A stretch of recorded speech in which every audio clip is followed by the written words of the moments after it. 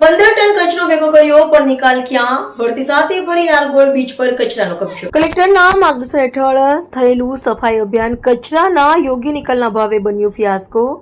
માછીમારોના જાળને નુકસાનની ફરિયાદ, જવાબદારી કોની? નારગોલના દરિયાકાંઠાને સ્વચ્છ બનાવવાના હેતુથી તારીખ 9 ઓગસ્ટ રવિવારના રોજ જિલ્લા કલેક્ટરના માર્ગદર્શન હેઠળ વિશાળ બીચ સફાઈ અભિયાન હાથ ધરવામાં આવ્યું હતું. અભિયાન દરમિયાન અંદાજે 15 ટન કચરો એકત્ર કરવામાં આવ્યો હતો. કામગીરી પ્રશંસનીય હતી, પરંતુ હવે સફાઈ બાદ કચરાના યોગ્ય નિકાલને લઈને ગંભીર સવાલો ઊભા થયા છે.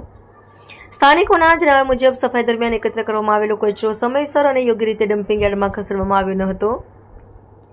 દરમિયાન દરિયામાં ભરતી આવતા કચરો ફરીથી દરિયાકાંઠે તેમજ દરિયામાં ફેલાઈ ગયો હોવાની ફરિયાદો સામે આવી છે. એક તરફ તંત્ર અને સ્વયંસેવકોએ મહેનત કરીને દરિયાકાંઠેથી મોટા પ્રમાણમાં કચરો દૂર કર્યો અને બીજી તરફ જો એ જ કચરો ભરતીના પાણી સાથે ફરી દરિયામાં વહી જાય તો સમગ્ર સફાઈ અભિયાનની અસરકારકતા સામે સવાલો ઊભો થાય તે સ્વાભાવિક છે. સવાલ માત્ર કચરો ફરી બીચ પર આવ્યો તેનો નથી. સવાલ એ છે કે સફાઈ બાદ એકત્ર થયેલા 15 ટન કચરાના અંતિમ નિકાલની જવાબદારી કોની હતી? સ્થાનિકોની અગાઉની ફરિયાદો છતાં કાર્યવાહી કેમ નહીં? સ્થાનિકોનો દાવો છે કે કચરો યોગ્ય રીતે ખસેડવામાં આવ્યો ન હોવા અંગે અગાઉ પણ 3-4 વખત સંબંધિત તંત્રને જાણ કરવામાં આવી હતી. જો સફાઈ અભિયાન દરમિયાન એકત્ર થયેલો કચરો યોગ્ય નિકાલના ભાવે ફરી દરિયામાં પહોંચ્યો હોય અને તેના કારણે માછીમારોને નુકસાન થયું હોય તો આ નુકસાનની જવાબદારી કોની?